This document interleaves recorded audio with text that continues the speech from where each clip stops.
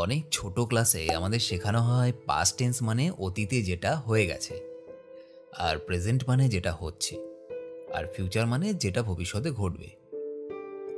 এবার আমাদের হাতে দুটো জিনিস আছে। আমি বর্তমানে এমন অনেক কিছুই করতে পারি আমার ইচ্ছে মতো, যেটা আমার ভবিষ্যৎকে আমার মনের মতো করে তুলতে পারবে অনেকটাই। কিন্তু মজার ব্যাপার হলো এটা, আমাদের অতীত, বর্তমান, ভবিষ্যৎ তিনটে টেন্স শেখানো হলেও আমাদের বেশিরভাগ মানুষের মাথায় ওই অতীতকালটা, পাস্ট টেন্সটা একটু বেশিভাবেই গেঁথে থাকে। আর সেজন্যই হয়তো আমরা অতীত নিয়ে এতটাই ভাবি, ওই ভাবনাটা বর্তমান নিয়ে ভাবলে আমার ফিউচার হয়তো বেটার হতে পারত। এইভাবে নিজের জীবনের এক একটা দিনগুলো নষ্ট করতে করতে একদিন যখন চোখ খুলে দেখলাম, তখন দেখলাম বয়স পার হয়ে গেছে জীবনে কিছু করার। জীবনে যখন কিছু করার টাইম থাকে, তখন সেই সময়টাকে আমরা এইভাবেই নষ্ট করে থাকি বেশিরভাগ ক্ষেত্রে। এবং তারপর আর একটাই কাজ বাকি থাকে, হরির নাম জপ করো, বয়স হয়ে গেছে। এবার তারপর আস্তে আস্তে একদিন পৃথিবীতে থাকার ভ্যালিডিটিও আমার শেষ। এবার আমার জীবনের হিসেবটা এসে কি দাঁড়ালো? আমি কি করে গেছি পৃথিবীতে? নিজের জন্যই করে থাকি বা অন্যের জন্যই করে থাকি, কি করে গেছি? জবাবটা হলো কিছুই করিনি। শুধুমাত্র অতীত নিয়ে রিসার্চ করে গেছি, আর কিছুই করিনি।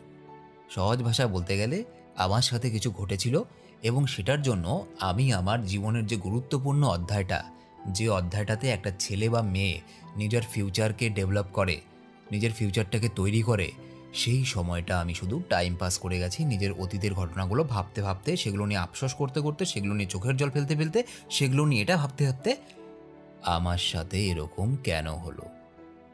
তোমায় কিছু ঘটনা বলছি, খুব ভালো করে বুঝবে। তোমার 2 লাখ টাকা চুরি গেছে বা হারিয়ে গেছে, সেটা অনেক খোঁজ করার পর, পুলিশে এফআইআর করার পরও পাওনি, অনেক দিন হয়ে গেছে। দ্বিতীয় ঘটনা, তোমার প্রেমিক বা প্রেমিকা তোমায় ছেড়ে চলে গেছে, অনেক দিন হলো। তৃতীয় ঘটনা, তুমি ব্যবসা শুরু করেছিলে এবং সেটা নষ্ট হয়ে গেছে, অনেক টাকা পয়সা লস করেছো। তোমার 2 লাখ টাকা হারিয়ে গেছে এবং তুমি ওটার জন্য আফসোস করছো, কারণ নিঃসন্দেহে ওটা তোমার কষ্ট করে উপার্জন করা টাকা, কোনো ডাউট নেই। কিন্তু তুমি এই ঘটনাটাকে ধরে যদি রোজ আফসোস করো, রোজ আক্ষেপ করো, আমার 2 লাখ টাকা হারিয়ে গেছে, এত কষ্ট করে উপার্জন করেছিলাম, 2 লাখ টাকা হারিয়ে গেছে, আমার আর কোনো কিছুতে মন নেই, কি হলো, এত কষ্ট করে টাকা জমানোর পর সেই টাকাটা হারিয়ে গেল। তুমি যেই সময়টা আফসোস করছো, সেই সময়টা তুমি যদি আবার পরিশ্রম করা শুরু করো, একটা সময় গিয়ে তুমি 2 লাখ টাকারও বেশি টাকা জমিয়ে ফেলতে পারবে। এবার আসছি দ্বিতীয় ঘটনায়। তুমি কাউকে প্রচণ্ড ভালোবাসতে, একদম যাকে বলে ট্রু লাভ। এবার সে তোমায় ছেড়ে চলে গেছে, অনেক দিন হলো। কিন্তু তুমি লেজের মতো ঠিক তার স্মৃতিগুলোকে ধরে রেখে প্রতিদিন সময় নষ্ট করছো, কখনো কান্নাকাটি করছো, কখনো মন খারাপ করে বসে আছো, এবং তুমি যে দুঃখী সেটা মানুষকে বোঝানোর জন্য হোয়াটসঅ্যাপ, ফেসবুকে বিভিন্ন দুঃখের স্ট্যাটাস দিয়ে ভালোবাসাকে বদনাম করে বা গালাগাল করে টাইম কাটাচ্ছ, টাইম নষ্ট করছো। যেই সময়টা তুমি তোমার ডেভেলপে কাজে লাগাতে পারতে, তুমি নিজের উন্নতিতে, হতে পারে সেটা স্টাডি, হতে পারে কোনো চাকরির জন্য, বা হতে পারে নিজের অন্য কোনো দিক থেকে উন্নতির জন্য, যেই সময়টা তুমি লাগাতে পারতে, সেই সময়টা তুমি তোমার এক্সকে গিফট করছো। সে চলে যাওয়ার পরেও তাকে নিয়ে একই রকমভাবে ভেবে যাচ্ছ। না তো সেই জিনিসটা ডিজার্ভ করে, না তোমার এই মূর্খের মতো কাজগুলো করা উচিত। তুমি যদি সামনের দিকে এগিয়ে যাও, নিজের লাইফে কনসেন্ট্রেট করো, তুমি তার থেকেও একটা বেটার লাইফ পাবে। সুতরাং তোমার সামনের দিকে তাকানো দরকার। 3 নম্বর উদাহরণে আসছি। তুমি একটা ব্যবসা শুরু করেছিলে এবং সেটা নষ্ট হয়ে গেছে, তুমি অনেক টাকা লস করেছো।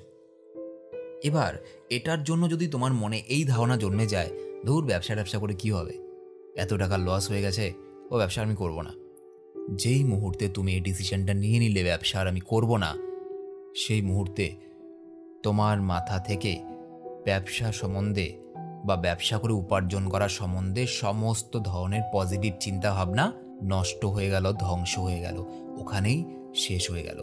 তুমি একবার ব্যর্থ হয়েছো, লস হয়েছে, ঠিক আছে, পরে এবার আবার শুরু করো। যে ভুলগুলো হয়েছে সেই জিনিসগুলোকে কভার করে এবার আবার শুরু করো প্রথম থেকে। আমি গ্যারান্টি দিয়ে বলছি না যে এবার তোমার ব্যবসায় তুমি লাভ করতে পারবে বা বিশাল কিছু করে ফেলবে, কিন্তু আমি এটার গ্যারান্টি দিতে পারি তুমি আগের বার যে ভুলগুলো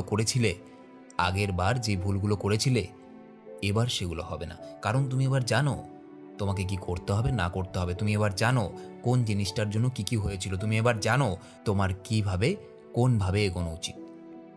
তোমার মনে এই স্যাটিসফ্যাকশনটা থাকা দরকার, এই সন্তুষ্টিটা থাকা দরকার যে আমার যা যা নেগেটিভ পয়েন্ট ছিল, যা যা ভুল ছিল, সেই জিনিসগুলো আমি জানি।